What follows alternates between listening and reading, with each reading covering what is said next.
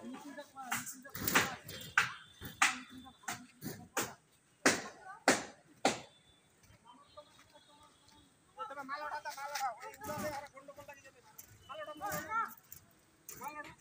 কৃষ্ণ।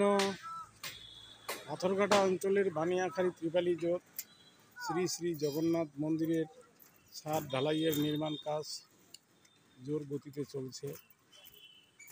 সকলেই ছাদ ঢালাইয়ের জন্য প্লাস্টিক বিছানো হচ্ছে, তার উপরে এখন রড বিছানো হবে, বাইন্ডিং করা হবে।